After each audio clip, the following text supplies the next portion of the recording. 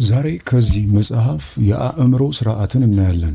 ይህም በሶስት ክፍሎች ከፋፍለን የአእምሮ አወቃቀር ማለትም ንቁ አእምሮና ድብቁ ወይም ውስጣዊ አእምሮ የሚሉትን እናያለን። የነሱንም አወቃቀር እንዲሁ። ሁለተኛ የመዋቅሩ ጥንካሬ ህጎች ወይም ደግሞ አስተሳሰቦች እንዴት ወደ ተጨባጭ እውነት እንደሚቀየሩ አንድ በአንድ የምናይ ይሆናል። በመጨረሻም የስርዓቱን ችግር ወይም ብዙ ሰዎች ለምን ራሳቸውን አእምሯቸውን ሪፕሮግራም ማድረግ እንደማይችሉ እንዳስሳለን። ይህ መጽሐፍ ሙሉ በአማርኛ ስላለ ከታች ባለው የቴሌግራም ሊንክ አድራሻ ወይም ደግሞ የቡና.com በመግባት ዳውንሎድ ማድረግ መጠቀም ትችላላችሁ። ከታች ዲስክሪፕሽን ቦክስ ላይ ያለውን ሊንክ በመጫን መጽሐፉን በቀጥታ ዳውንሎድ በማድረግ የራሳችሁ ማድረግ ትችላላችሁ። ቻናሉ እንደተለመደው ላይክ፣ ሼር እንዲሁም ሰብስክራይብ በማድረግ ወደ ዛሬው የመጽሐፍ ቅምሻችን እንመለስ።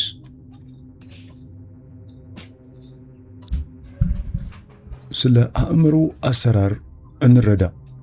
ለአንድ አፍታ አስቡ። ከመቼውም ጊዜ በላይ የተራቀቀ ከፍተኛ ብቃት ያለው ማሽን በአእምሮአችሁ ውስጥ ተቀምጧል። ነገር ግን የአጠቃቀም መመሪያው ፈጽሞ አልተሰጣችሁም። ህይወታችሁን በሙሉ በራስ ሰር አውቶፓይለት ስትነዱት ቆይታችኋል። ለምን ህይወታችሁ እዛው መርገጥና ዞራችሁ ሁልጊዜ ወደ ተመሳሳይ ውጤት እንደምትመለሱ ግራ ገብቷችኋል። ምንም ያህል በንቃተ ህሊና ወይም ኮንሺየስ ማይንድ ለውጥ ብትፈልጉም ህይወታችሁን ለመለወጥ አዲስ ነገር ከልባችሁ ብትፈልጉም ሁሌም ድግግሞሽና አንድ አይነት የህይወት አዙሪት ውስጥ እንዳላችሁ በማሰብና በመኖር ቅዠት ውስጥ ናችሁ። ለውጥን በጠንካራ ፍቃድ ብቻ ለማስገደድ ሞክራችኋል። ነገር ግን ራሳችሁን ዳግመኛ በመነሻው ቦታው ላይ አግኝታችሁታል። ይህም ስርዓት የእናንተን ጥልቅ ፍላጎቶች እንደሚቃወም ታስባላችሁ። እውነታው ግን ቀላልና ህይወታችሁን ለመለወጥ ያን ያህል ከባድ አይደለም። ይልቁኑ እጅግ ኃይለኛና ተስፋ የሚሰጥ ነው። አእምሯችሁ የተዘበራረቀ ሚስጥር አይደለም። የማይለወጡና በትክክል ሊተነበዩ በሚችሉ ህጎች የሚመራ ትክክለኛ መሳሪያ ነው። አሁን እየኖራችሁ ያለው ህይወት ንቃተ ህሊናችሁ ወይም ኮንሺየስ ማይንድ ምክንያታዊ አርክቴክት የተበታተኑና የሚጋጩ እቅዶችን ለማያውቀው አእምሯችሁ ሰብኮንሺየስ ማይንድ ሁሉንም ልማዶች፣ ድርጊቶችና በህይወታችሁ ውስጥ የሚታዩ ውጤቶችን የሚቆጣጠረው ታማኝ አስፈጻሚ በተሳሳተ መልኩ በመላኩ የተፈጠረ ውጤት ነው። በፋይናንስ፣ በግንኙነት ወይም በግል እርካታ ውስጥ ባሉ ውጤቶቻችሁ ቅር ከተሰኛችሁ ይህን ተረዱ። ችግሩ የፍላጎት የተፈጥሮ ችሎታ ወይም የምኞት እጥረት ስለሆነ አይደለም። ምክንያቱም የንቃተ ህሊናችሁ ትዕዛዞች ወይም የኮንሺየስ ማይንድ ትዕዛዞች ቀደም ሲል በውስጣችሁ የተጫኑ ጥልቅ የማያውቁት ፕሮግራሞች በቀጣይነት እየተሻገሩ ስለሆነ ነው። ንቃተ ህሊናችሁ ወይም ኮንሺየስ ማይንድ ወደ እድገትና መስፋፋት ሲገፋችሁ፣ ማያውቀው አእምሯችሁ ወይም ድብቁ አእምሯችሁ ሰብኮንሺየስ ማይንድ ግን ሁል ጊዜ እንዲህ ነበር የሚለውን ፕሮግራም ብቻ እየፈጸመ ነው። ያለፉ ልምዶችን ለወደፊታችሁ የማይቀየሩ ህጎች አድርጎ ይወስዳል። ይህ ምዕራፍ ለህይወታችሁ በአእምሯችሁ ውስጥ ላለው ድንቅ ማሽን የሚደረግ የመጀመሪያ መግቢያ ስልጠና ነው። በዚህ መጽሐፍ ውስጥ ግምቶችን እናስወግዳለን፣ የተሳሳተ እምነቶችን እናፈርሳለን፣ እናም የህሊናችሁን የውስጥ አሰራር በግልጽ እናያለን። አሁንም ቢሆን የራሳችሁን እውነታ አርክቴክት ናችሁ። ልዩነቱ ግን እስከዛሬ ሳታውቁት በአጋጣሚ እየገነባችሁት ነበር። ካሁን ጀምሮ ግን በእውቀት በዓላማና በችሎታ የምትፈጥሩ ማስተር ትሆናላችሁ። በራሳችሁ ህይወት ተሳፋሪ መሆንን አቁሙ። ማሽኑን ወይም አእምሯችሁን በትክክል ቁጥጥር ለመንዳት ጊዜው ደርሷል። ስርዓቱ ወይም የኮንሺየስ እና ሰብኮንሺየስ ማይንድ አዲስ ትዕዛዞችን እየጠበቀ ነው። አሁን እነዚያን ትዕዛዞች እንዴት በትክክል መስጠት እንደሚቻል የምትማሩበት ጊዜ ነው። በቅድሚያ የማሽኑ ወይም የአእምሮ ሶስቱ የማይለወጡ ህጎችን ማወቅ አለባችሁ። እነዚህ ማሽኑን መቆጣጠር ከመጀመራችሁ በፊት አሰራሩን የሚመሩትን ህጎች መቀበል ሲሆን፣ አእምሮ አስተያየቶችን አይይዝም ተግባራትን እንጂ። እነዚህ ሶስት ህጎች እውነታ የተገነባባቸው መሰረቶች ናቸው። ስለዚህ እነዚህን የአእምሮ ሶስቱ የማይለወጡ ህጎች ምንድናቸው? በመቀጠል የምናየው እሱን ይሆናል። የቀጥተኛ አፈጻጸም ህግ ወይም the law of literal execution። subconscious mind ወይም ማያውቀው አእምሮ ስላቅ፣ ቀልድ ወይም የተወሳሰበ ጥርጣሬ መረዳት አይችልም። እሱ ቀጥተኛ ትዕዛዝ ፈጻሚ ነው። አልወድቅም ብለህ ከነገርከው ማያውቀው አእምሮ ወይም subconscious mind በመውደቅ ቃል ላይ ያተኩራል። አል የሚለውን ችላ ብሎ ወደ ውድቀት የሚመሩ ሁኔታዎችን መፍጠር ይጀምራል። የትዕዛዙን ጥራት አይፈርድም። አንተ የምታቀርበውን ዋና የአእምሮ ምስል ብቻ ይፈጽማል። ሁለተኛው የተከማቸ ፕሮግራሚንግ ህግ ወይም the law of cumulative programming የሚባለው ሲሆን እርሱም አሁን ያለ ህይወት የቀድሞ ትዕዛዞች ድምር ውጤት ነው። ያጋጠመህ እያንዳንዱ ፍርሃት፣ ገደብ ወይም ስኬት ቀደም ሲል ወደ ስርዓቱ የገባ መረጃ አካላዊ መገለጫ ነው። ከተመሳሳይ ግባት የተለየ ውጤት መጠበቅ አትችልም። እውነታን ለመቀየር የቀድሞ ገዳቢ ፕሮግራሞችን የሚቃረን አዲስና ቀጣይነት ያለው መረጃ በመመገብ የስርዓት መቀየሪያ ወይም ሲስተም ኦቨርራይድ ማድረግ አለብህ። ሶስተኛው የማይነቃነቅ የበላይነት ህግ ወይም the law of undisturbed dominance የሚለው ነው። subconscious mind በጣም በስሜትና በተደጋጋሚነት የተያዘውን ትዕዛዝ ይቀበላል። ግብህ ምን ያህል ምክንያታዊ ወይም አሳማኝ ቢሆን በውስጥ ያለው ዋና እምነት ድህነት፣ እጥረት ወይም ደህንነትን ማጣት ከሆነ አእምሮ ወይም subconscious mind ያንን እንደ እውነት ይወስዳል። ስለዚህ የምትፈልገው ውጤት ዋና የአእምሮ ፕሮግራሚንግ እስኪሆን ድረስ በዚያ የአእምሮ ሁኔታ ውስጥ መኖርን መማር አለብህ። እነዚህ ምክሮች አይደሉም፣ የህልውና መሰረታዊ አሰራሮች ናቸው። ከተወለድክበት ቀን ጀምሮ ሳታውቅ እነዚህን ህጎች ስትከተል ኖረሃል። አሁን ግን በመረዳት የቀድሞ ታሪክ ሰለባ አይደለህም፣ የወደፊትህ ፕሮግራመር ነህ። እዚህ ጋር የተግባር መመሪያ ወይም የእቅድ ምርመራ የምለው ሐሳብ አለ which is blueprint audit። ስለ አእምሮ subconscious conscious እንዴት እንደሚሰራ ተምረሃል። ነገር ግን በውስጡ ምን አይነት መረጃ እየሰራ እንዳለ ካላወቅ ስርዓቱን ማወቅ ብቻውን ጥቅም የለውም። ይህ ልምምድ ውጤቶችህን በድብቅ ሲያበላሹ የነበሩትን የተሰወሩ ፕሮግራሞች ወይም በማያውቀው አእምሮ subconscious mind ውስጥ ያሉ እምነቶችን ለመለየት የተዘጋጀ ነው። በቅድሚያ የምናየው የምርመራ ልምምድ ሲሆን ለጥቂት ጊዜ ጸጥ ባለ ቦታ ተቀምጠህ ማስታወሻ ደብተርህን ያዝ። አሁን የውስጥ ፕሮግራምህን የምርመራ ሂደት ታከናውናለህ። ደረጃ 1 የችግር ዝርዝር the frustration inventory። በአሁኑ ጊዜ መሻሻል ወይም እድገት እያጣህባቸው ያሉ 3 የህይወት ዘርፎችን ላይ በእያንዳንዱ ዘርፍ ምን ማሳካት እንደምትፈልግ በግልጽ ጻፍ። ደረጃ 2 ዝምተኛው አበላሽ ወይም the silent sabotage። ከእያንዳንዱ ግብ ጎን ለጎን ያንን ግብ ለምን ማሳካት እንደማትችል የሚነግርህን የመጀመሪያ ሐሳብ ወይም ስሜት ጻፍ። እነዚህን ሐሳቦች አትተንትናቸው፣ እንደተከሰቱ ብቻ መዝግባቸው።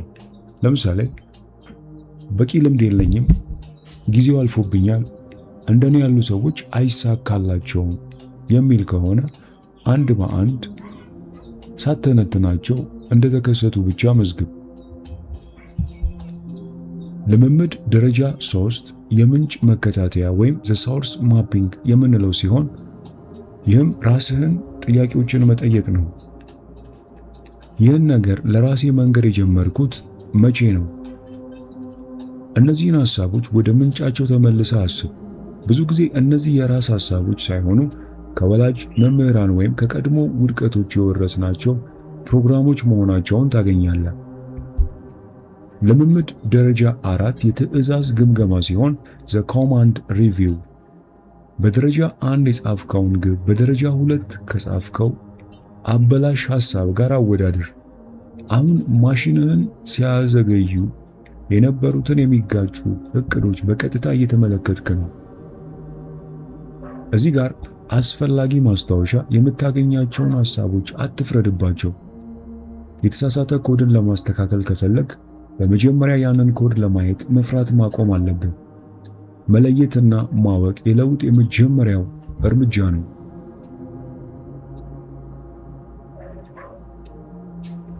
በመቀጠል የምናየው የመቀየር ጥበብ ወይም አእምሮን ኮዱን እንደገና መጻፍ የሚለውን ሐሳብ ይሆናል።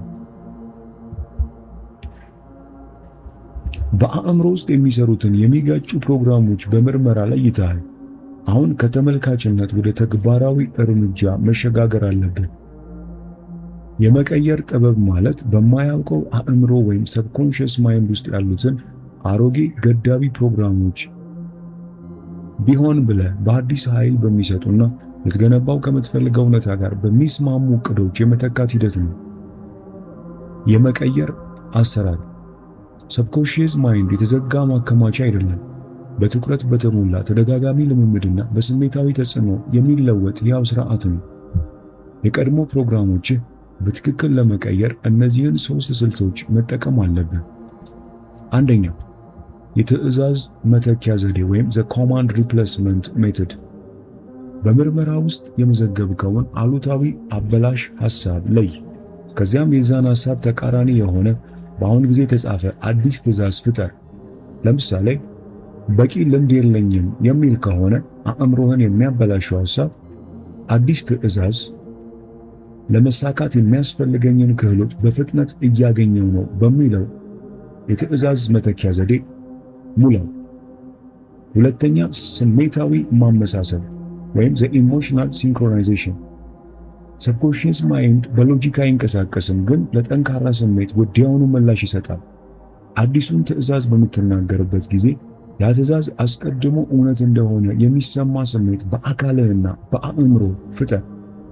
አዲሱን እቅድ ከከፍተኛ አዎንታዊ ስሜት ጋር ስታያይዘው ለሰብኮንሺየስ ማይንድ ወይም ለማያውቀው አእምሮ ይህ ከፍተኛ ቅድሚያ ያለው እውነታ ነው የሚል ምልክት ትሰጠዋለህ።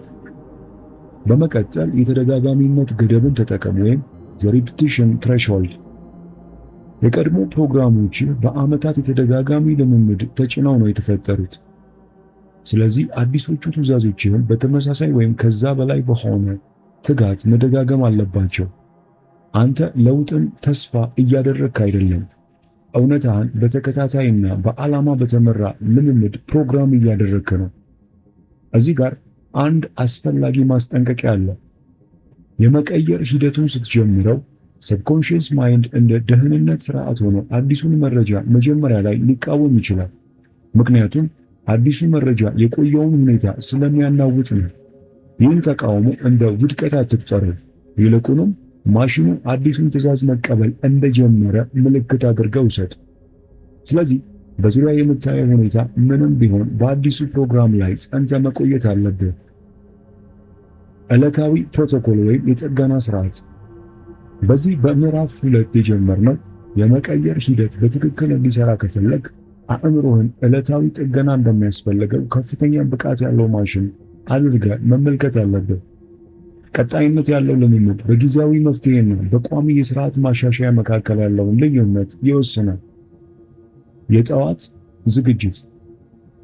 የቀንህ የመጀመሪያው ሰዓት ሰብኮንሺየስ ማይንድ በጣም ተቀባይ የሚሆንበት ጊዜ ነው፣ ምክንያቱም ከህልም ሁኔታ ወደ ንቃት እየተሸጋገረ ስለሚሆን ነው።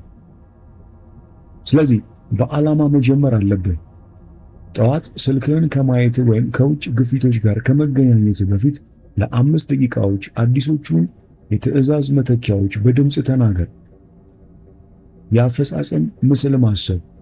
ዛሬ በተወሰነ ሁኔታ ውስጥ እነዚህን ትዕዛዞች በተግባር ስትፈጽም ራስህን አስብ። ውጤቱን ብቻ አትመልከት። በውስጥህ ያለውን መተማመን፣ ምቾትና በአእምሮ ውስጥ ያለውን ትክክለኛ አሰራር ይሰማ።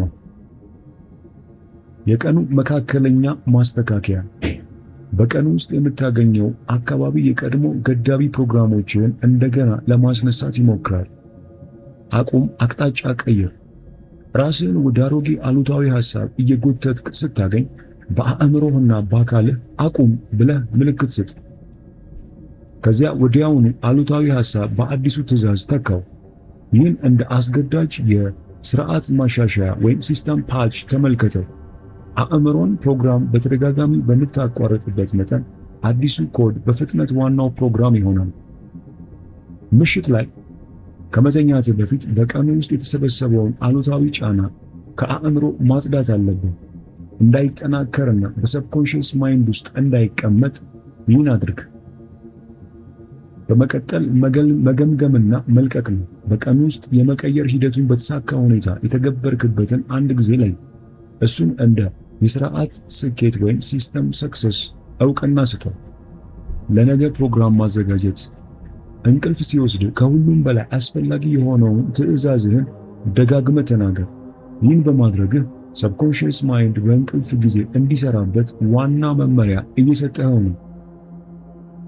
በመቀጠል የምናየው ምዕራፍ 3 ወይም አካባቢ ምልክቶችን መጠበቅ የሚለውን ነው። አሁን የመቀየር ጥበብን በመቆጣጠርና የዕለታዊ ጥገና ስርዓትህን ካቋቋምክ በኋላ አዲስ እውነታ ታገኛለህ። ይህም አካባቢ ነው። አንተ ከውጫዊ ምልክቶች ጋር የሚገናኝ ባዮሎጂካል ስርዓት ነህ እና ሰብኮንሺየስ ማይንድ ዙሪያህን ያለውን መረጃ በቀጣይነት ይቃኛል። ይህ ምዕራፍ 3 የተወሰነው የአካባቢ ኢንጂነሪንግ ወይም ኢንቫይሮንመንታል ኢንጂነሪንግ ላይ ነው። ይህም አዲሱን ፕሮግራምህን የሚያበላሽ የውጫዊ ጣልቃ ገብነት እንዳይኖር አእምሮና ሐሳብህን መጠበቅ ነው። የጣልቃ ገብነት መርህ ወይም ዘ ኢንተርፌረንስ ፕሪንሲፕል ውጫዊው ዓለም በቀጣይነት ሁኔታዎች እንዲቀጥሉ የሚያግዙ መረጃዎችን የሚልክ የብሮድካስት ስርዓት ነው። በሶሻል ሚዲያ፣ በአሉታዊ ማህበራዊ ክበቦች ወይም በማህበራዊ ግንዛቤዎች ውስጥ እነዚህን ምልክቶች አዲሱን ኮድ በሚያጠፉ ሁኔታ እንደገና የቀድሞውን ፕሮግራም ሊጭኑ ይችላሉ። ስለዚህ እድገትህን ለመጠበቅ የአእምሮህ መግቢያ በር ጠባቂ መሆን አለብህ። ቀጥሎ የስትራቴጂ መከላከያ ዘዴዎችን አሳያለሁ። አንደኛ፣ የማነቃቂያ ምርመራ ወይም ዘ ስቲሙለስ ኦዲት። ኃይልህን የሚያሟጥጡ ወይም የቀድሞ ገደቦችን የሚያጠናክሩ ሰዎችን፣ መረጃዎችን፣ የመረጃ ምንጮችንና አካባቢዎችን መርምር። አዲሱን አእምሮህን የሚቃረን ማንኛውንም ምልክት መጋለጥህን መቀነስ አለብህ። ሁለተኛ፣ የምልክት ጣሪያ ወይም ዘ ሲግናል ፊልተር። የሚገባህን መረጃ ለመቀበል ዲሲፕሊን አዳብር። አንድ መረጃ፣ ውይይት ወይም ትችት አእምሮ ውስጥ ከመግባቱ በፊት እንዲህ ብለህ ጠይቅ። ይህ መልእክት ወይም መረጃ አዲሱ ዕቅዴን ያበረታታል ወይስ ወደ ቀድሞ ሁኔታዬ ይመልሰኛል? ሶስተኛ፣ የመሰረት አካባቢ ወይም ዘ አንከር ኢንቫይሮንመንት። አዲሱን ግብህን የሚያስታውስ አካባቢ ፍጠር። እንደ ኮምፒውተር ዴስክቶፕ በተደጋጋሚ የምትጠቀምባቸውን ፋይሎች የሚያሳይ ሁኔታ የህይወት አካባቢ የምትገነባው ማንነት መገልገያ መሆን አለበት። ዘ ሪያሊቲ ኦፍ አይዞሌሽን ወይም የብቸኝነት እውነታ። ምልክትህን መጠበቅ ብዙ ጊዜ የተመረጠ ብቸኝነት ወቅትን ይፈጥራል። ስትቀየር ሲጀምር በቀድሞ ፕሮግራም ላይ የተመሰረቱ ግንኙነቶች በቀስታ ይርቃሉ። ይህን እንደ ኪሳራ አትመልከት፣ እንደ ስርዓት ተጓዳኝ አድርገህ ተመልከተው። አንተ አዲስ የተሻሻለ እውነታ እንዲፈጠር ቦታ ብቻ እየፈጠርክ ነው። አሁን አዲሱን ፕሮግራምህን በጥራት እየጠበቅክ ነው።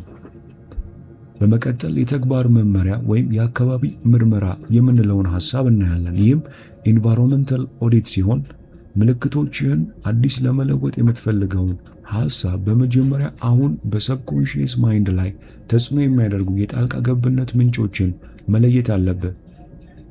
ይህ ልምምድ ምን መምረጥና ምን ማበረታታት እንዳለብህ በግልጽ መልኩ እንድታውቅ ይረዳል። የምርመራ ልምምድ የማንቂያ ካርታ ማዘጋጀት። አንደኛ፣ የመጋለጫ መዝገብ ወይም ዘ ኤክስፖዠር ሎግ። ለሚቀጥሉት 48 ሰዓታት የዕለት ተዕለት ግንኙነቶችህን በጥንቃቄ ተከታተል። ማስታወሻ ደብተርህን ይዘህ እያንዳንዱን ግንኙነት በሁለት ክፍል አድርገህ መዝግብ። ኃይል የሚሰጥ ወይም ኢነርጃይዚንግ ከግብ ጋር የሚስማማ ስሜት የሚፈጥር ሲሆን፣ ኃይል የሚያሟጥጥ ወይም ድሬኒንግ የቀድሞ ገደቦችህን የሚያጠናክር። ሁለተኛው የምንጭ ፍተሻ ወይም ዘ ሶርስ ስካን። ዋና የመረጃ ምንጮችን ገምግም። የሶሻል ሚዲያ መድረኮች፣ የምታነባቸው ዜናዎች፣ የምታዳምጣቸው ፖድካስት ወይም ሙዚቃ። ራስን ጠይቅ፣ ይህ ይዘት እኔ እንድቆይ የገደበኝ ነው ወይስ እንደ አርክቴክት አእምሮዬን እንድሰራ ሪፕሮግራም እንዳደርግ ይገፋፋኛል? ሶስተኛው የድንበር ዝርዝር ወይም the boundary checklist። ራስን እንደ የቀድሞ ማንነት እንድትሰራ የሚያግዱ 3 የግንኙነት ወይም የአካባቢ ሁኔታዎችን ላይ ከዚያም ለእያንዳንዱ አንድ ግልጽ ድንበር ጻፍ። ለምሳሌ ጊዜን መገደብ፣ አሉታዊ ውይይቶችን በክብር መከላከል፣ ከነዚህ አካባቢዎች ራስን ማራቅ። የምልክት ማጣሪያ ፕሮቶኮል፣ አዲስ መረጃ ሲያጋጥም ወይም ወደ ማህበራዊ ሁኔታ ሲገባ ለጥቂት ጊዜ ቆም ብለህ የ3 ሰከንድ ማጣሪያ ተጠቀም። ወዲያውኑ አትመልስ ወይም አትቀበል። ራስን ጠይቅ፣ ይህ መረጃ ወደ አዲሱ ዕቅዴ የሚደግፍ ትዕዛዝ ነው? መልሱ አይ ከሆነ ያንን መረጃ እንደምታጠፋው በምስል አስብ። ትኩረትህን ወደ ዋና አቅጣጫ መልስ።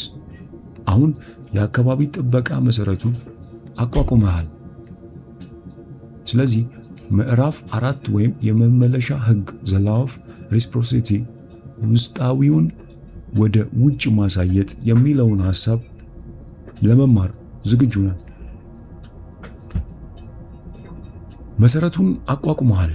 የውስጥ ኮድህን በመቀየር አጠናክረሃል እና አካባቢህን ከጣልቃ ገብነት በጥብቅ ጠብቀሃል። አሁን ወደ ንቁ መገለጫ ወይም አክቲቭ ማኒፌስቴሽን ደረጃ ደርሰሃል።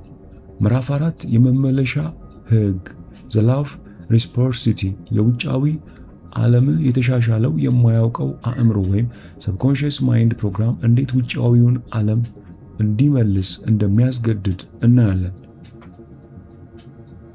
የመስታወት መርህ ወይም the mirror principle ውጫዊው ዓለም ተለይቶ የሚኖር ነገር አይደለም። የመልስ ስርዓት ፊድባክ ሉፕ ነው። subconscious mind የያዘውን ዋና ትዕዛዝ የሚያንጸባርቅ መስታወት ነው። መስታወቱን እንዲቀየር ማዘዝ አትችልም። እርሱ የሚያሳየውን ምስል ብቻ ትቀይራለህ። ውስጣዊ ኮድህን ሲቀየር ውጭ ሁኔታዎች በተፈጥሯቸው ከአዲሱ ምልክት ጋር ለመመሳሰል ይዘጋጃሉ። የውጭ መገለጫ ሂደት ወይም the mechanisms of externalization the thresholds of belief ወይም የእምነት ገደብ። ውጫዊው እውነታ የሚቀየረው የአዲሱ ውጤት ላይ ያለ እምነት ከአሮጌ ገደቦች የላቀ ሲሆን ብቻ ነው። አንተ ውጫዊው ዓለም እንዲቀየር አትጠብቅም። ውስጣዊ እምነት እስኪቆም እየጠበክ ነው። the action response cycle ወይም የእርምጃ ምላሽ ዑደት። ውስጣዊ ምልክት ሲቀየር የተለመዱ ድርጊቶችህም በራሳቸው ይቀየራሉ። የተለየ ውሳኔ ትወስዳለህ። ችግሮችህን በአዲስ አስተሳሰብ ትፈታለህ። ቀድሞ ያልታዩ ዕድሎች መታየት ይጀምራሉ። ምክንያቱም እነዚህ ዕድሎች ከቀድሞ ጎድ ጋር ስለማይመሳሰሉ ነበር እንደ የማይታዩ ነገሮች ተደብቀው የነበረው። ለአሁኑ ውጤት ግድ አለመስጠት። በዚህ ደረጃ ላይ ትልቁ ስህተት መስታወቱን በተደጋጋሚ መመልከት ነው። አሁን ያለውን እውነታ ለመፈተሽ በተደጋጋሚ ስትመለከት የቀድሞ ኮድ እንደገና ይመለሳል። እንደ ማሽን ሁሉ የለውጥ ሂደት በሂደት ላይ እንዳለ በፍጹም እምነት መኖር አለበት፣ የአካላዊ ምልክት እስካልታየም ድረስ። የመመለሻ ህግ በትክክል ሲሰራ ፍሎው የሚባል ሁኔታ ውስጥ ትገባለህ።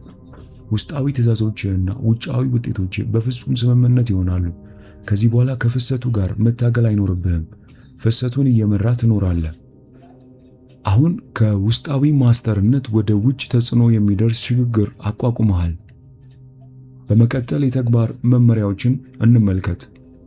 በዚህ ደረጃ ላይ የሚሰራ ተግባር ውስጣዊ ትዕዛዞችና ውጫዊ እውነታ መካከል ያለውን የመመለሻ ዑደት መመልከት ነው። የመግለጫ መዝገብ መደበኛ የህይወት ዲያሪ አይደለም። አዲሱ የለውጥ ፕሮግራም ውጭ እውነታን እንዴት እንደሚቀይር የሚመለከት የመመሪያ መሳሪያ ነው። በየቀኑ እነዚህን 3 ክፍሎች በመመዝገብ ሂደትህን ተከታተል።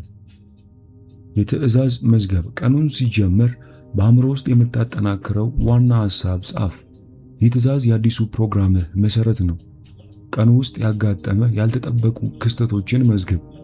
አጋጣሚ የሚመስሉ ሁኔታዎች፣ አዲስ ዕድሎች፣ ሰዎች እንዴት እንደሚያንጸባርቁህ ወይም እንደሚመልሱልህ፣ እነዚህን እንደ ተራ አጋጣሚ አትመልከት። ውስጣዊ ምልክት እየተስተካከለ መሆኑ የሚያሳይ ምልክቶች ናቸው። የግዴለሽነት ፍተሻ፣ መስታወቱን ተመልከት የሚባለው ፍላጎት የተነሳበትን ጊዜ መዝግብ። እንዲሁም በዚያ ጊዜ ቢኖርም አሁን ያለህን ውስጣዊ እምነት እንዴት እንደጠበቅ ጻፍ። ይህ ለምን አስፈላጊ ሆነ? እነዚህን ክስተቶች በመመዝገብ አእምሮህን ወደ አንድ አቅጣጫ እንዲመራ ታደርገዋለህ። የስኬት ማስረጃ መፈለግ እንጂ የውድቀት ማስረጃ እያደረግክ እንዳልሆነ እወቅ። እንዲሁ ሲሆን ራስህን አርክቴክት እንደሆንክ በማረጋገጥ ማንነትህን ታረጋግጣለህ። ይህ ደግሞ ሰብኮንሺየስ ማይንድ የሚፈጥረውን ውጤት ፍጥነት ይጨምራል። አሁን የራስህን እውነታ በንቃት መከታተል ጀምረሃል ማለት ነው።